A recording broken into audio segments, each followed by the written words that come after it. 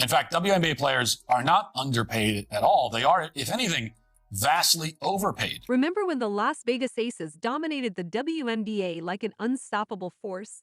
Those glory days feel like a distant memory now. The once mighty dynasty is beginning to fall apart, and the cracks are showing, starting with a shocking twist. Kelsey Plum, the sharpshooting star who's been the driving force of their offense, is on the verge of leaving. The WNBA and its players are closing in on an opt-out date for their current collective bargaining agreement. The CBA is essentially an agreement that sorts out what percentage of money goes to the players and at the end of the day decides what their salaries will be. And if the players union does opt out, the current CBA, which was set to expire in 2027, will still be in effect next season. So the two sides have a year to come to an agreement. And it only gets worse from there. A'ja Wilson, the self-proclaimed face of the Aces and their vocal leader, is now swallowing her pride as tensions reach a breaking point. Coach Becky Hammond is struggling to keep control, the locker room is a pressure cooker, and the entire league is watching as it all unravels. Trust me, this drama is one you won't want to miss. Ready for the ride? Let's dive in. If the players and the league can't come to an agreement, then a lockout will happen. Let's be real. Losing a game is tough, but losing a star teammate, that's a gut punch. It's not just about Kelsey Plum's impressive stats, though those speak for themselves. Last season, she averaged 17.8 points, 4.2 assists, and shot 42% from the field, with nearly 37% from deep. On paper, she's the kind of player any team would be lucky to have. But in Vegas, the situation. Opting out isn't just about bigger paychecks. It's about claiming our rightful share of the business we built, improving working conditions, and sharing a future where the success we create benefits today's players and generations to come. We're not just asking for a CBA that reflects our value, we're demanding it. Kelsey Plum and Coach Becky Hammond have been clashing for a while now. Remember that heated sideline exchange during the playoffs? It wasn't just a disagreement over a bad possession, it was the tip of the iceberg. Hammond didn't hold back, ripping into Plum for her performance and calling out the entire team's lack of effort. And Plum, her body language screamed, "I'm done with this." Also chimed in and said that she would love to see teams have the ability to have $1 million player. Then came the game against the New York Liberty. The Aces needed Plum to step up, but instead, she managed just 6 points, shooting a brutal 2 for 9 from the field. It wasn't just a bad game, it felt personal. Was it a lack of effort? A statement against the system? Or maybe, as some are whispering, the first signs of betrayal behind the scenes? Either way, the fallout is undeniable. Plum's exit seems inevitable, and A'ja Wilson is left to pick up the pieces. The cracks in this so-called dynasty are turning into fault lines. We are not asking to get paid what the men get paid. We're asking to get paid the same percentage of revenue shared. Okay. You know what I'm saying? Got it. So that's a huge misconception. It's a huge misconception. Got it. Okay, for sure. Yeah, because every video is like, oh, this person gets paid this person gets paid that, right? So I want to be really clear about that. Like, I don't think I actually get paid the same as LeBron. Right. But the percentage of revenue, like, for example, they sell my jersey in Mandalay Bay, I don't get a dime. You don't get any money from jersey sales? That's crazy. Now let's talk about where everyone thinks Plum might be headed.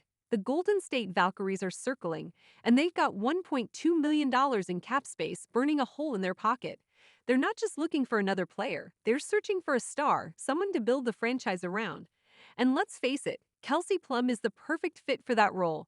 Keeping in mind, salaries were going to go up after the new media rights deal started, and they got a little while before that starts. It's not going to be next year, but they couldn't wait for that. That media rights deal is sizable, all right? The league is set to possibly pull a profit for the first time ever because of that media rights deal. But wait, it gets even messier. Guest is coaching the Valkyries, none other than Natalie Nakas, former assistant coach for the Aces. That's right, Nakas and Plum go way back, and it's not just professional history. Their bond runs deep, and this kind of relationship could sway even the toughest decision. Imagine Plum walking into Golden State's locker room like it's her second home. Talk about awkward for the Aces. The WNBA is set to lose $40 million. In fact, their connection goes way back. I remember hearing from Nakas about how she and Kelsey spent an entire off-season doing Pilates together, waking up at 6 a.m. for sessions.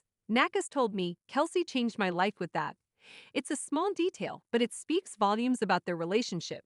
And honestly, given how close they are, I wouldn't be surprised. With Caitlin Clark, even with Angel Reese, The league lost $40 million this year.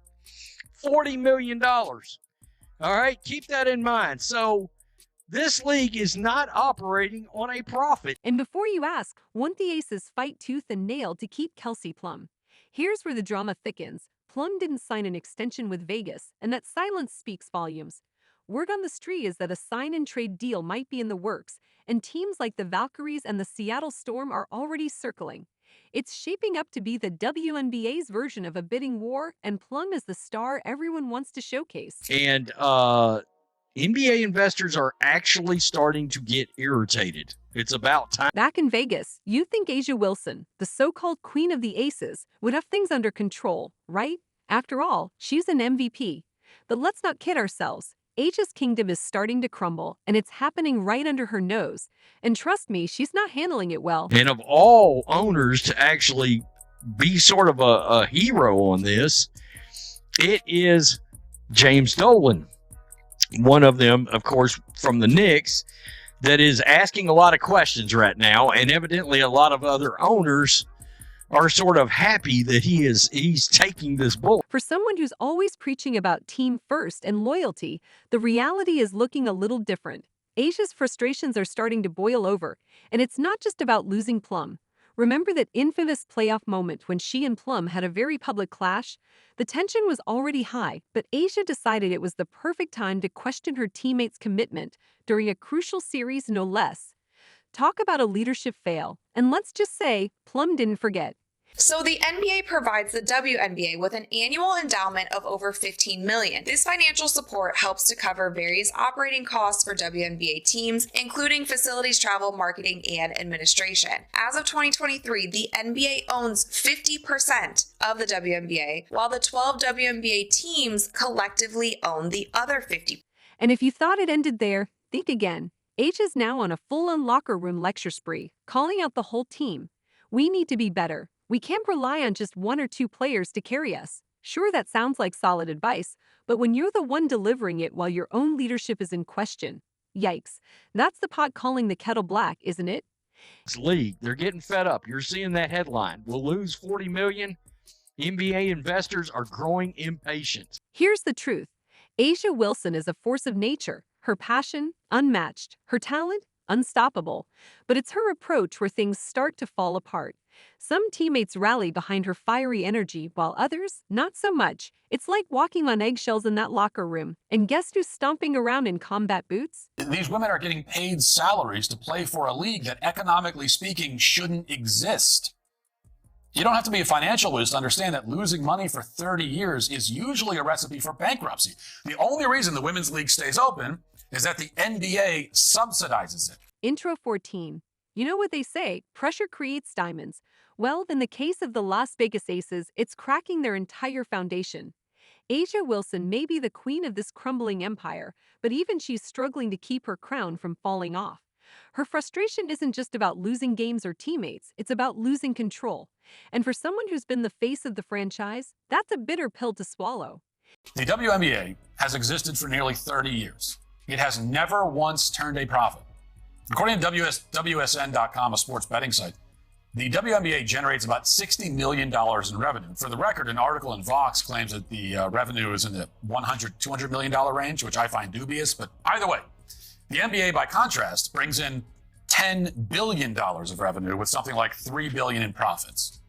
So that means that the NBA generates more than 150 times the revenue of the WNBA. Here's the kicker.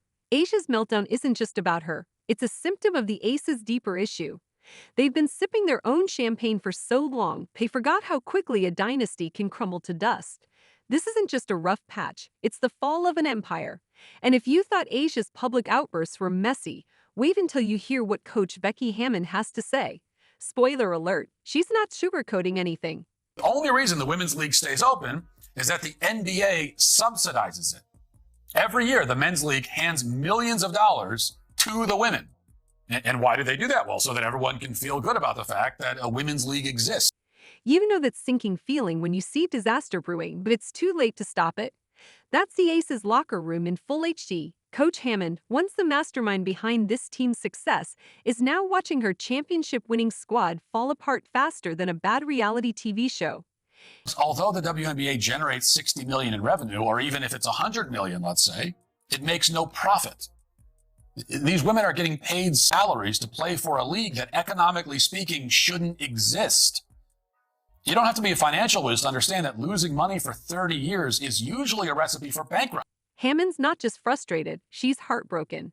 Imagine being a parent who gave their kids everything, only to watch them throw it all away for Instagram clout and brand deals. And she's not wrong. The Aces' 2024 season didn't just end with a loss. It ended with a harsh wake-up call. This team is no longer what it once was. I mean, this league is going to make some money now, all right? But, again, what happens if you push all these new fans back out? What does that do for your media rights deals? Because they only got the new media rights deals because of one player. I mean, singular, let's be honest. It's Caitlin Clark. She boosted all the ratings. She got the popularity. But Hammond isn't quietly sulking in her office. She's calling it out for what it is.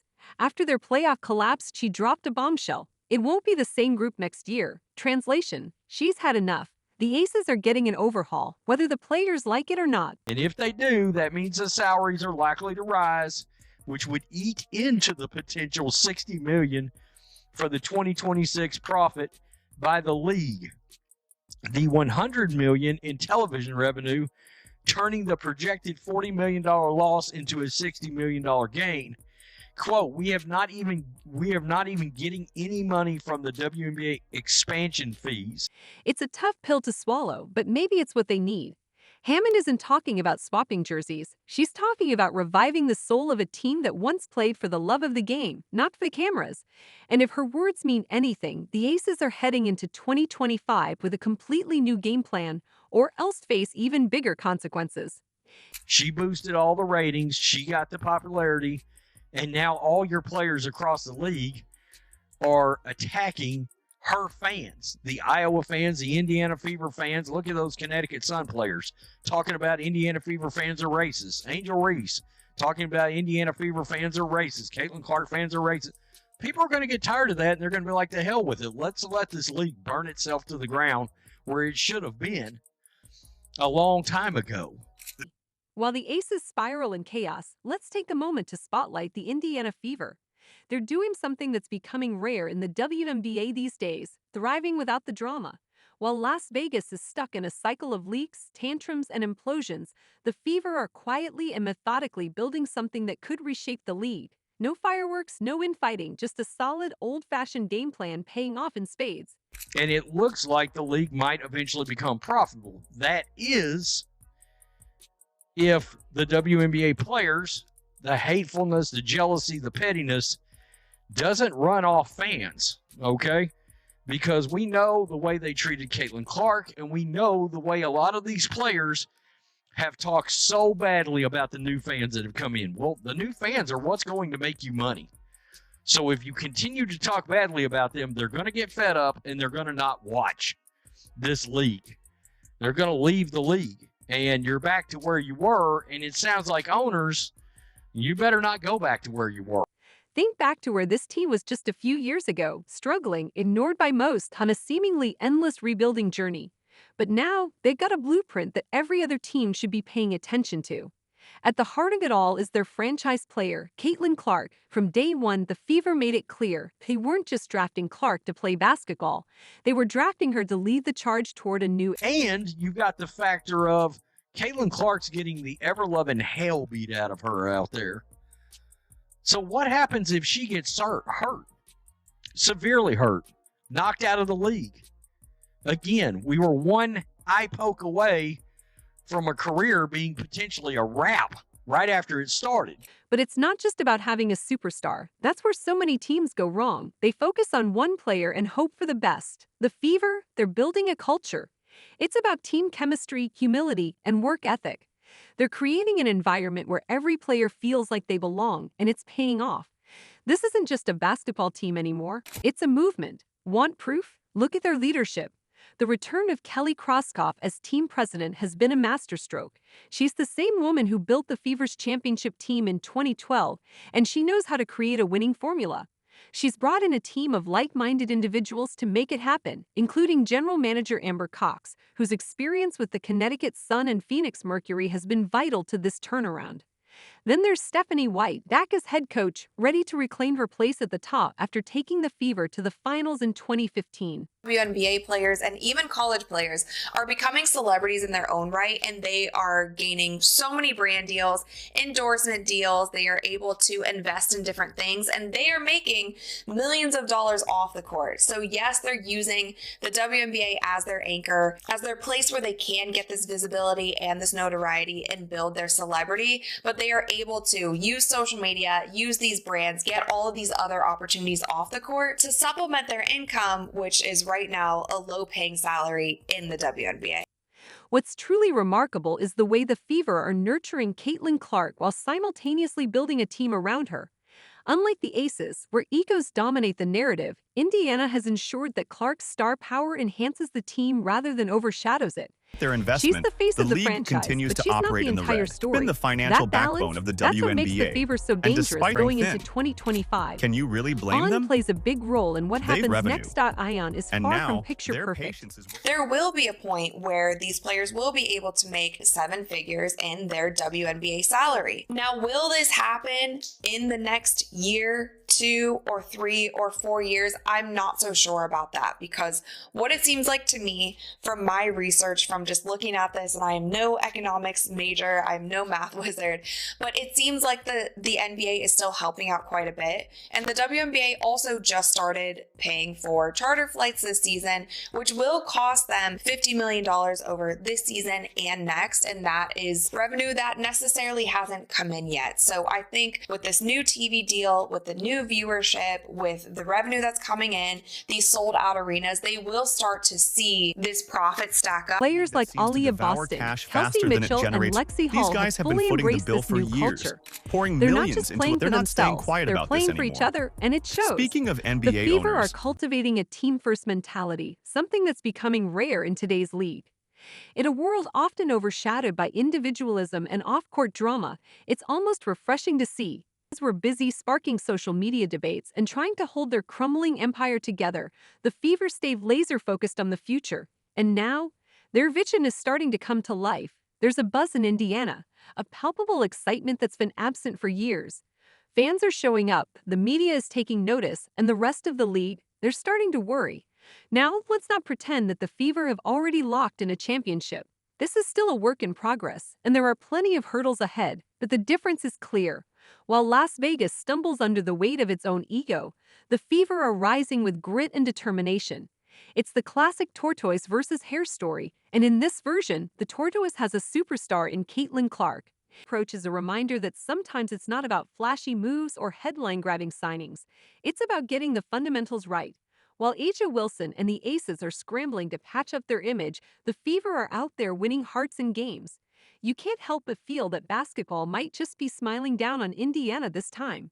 So as the 2025 season looms, the question isn't whether the Fever will be competitive. It's how far they'll go. Will they capitalize on the chaos in Vegas and stake their claim as the WNBA's next great dynasty? Or will it take a bit longer for them to reach their peak? Let us know in the comments, like, subscribe, and turn on all notifications so you never miss out. Click the video on the screen and we'll see you in the next one.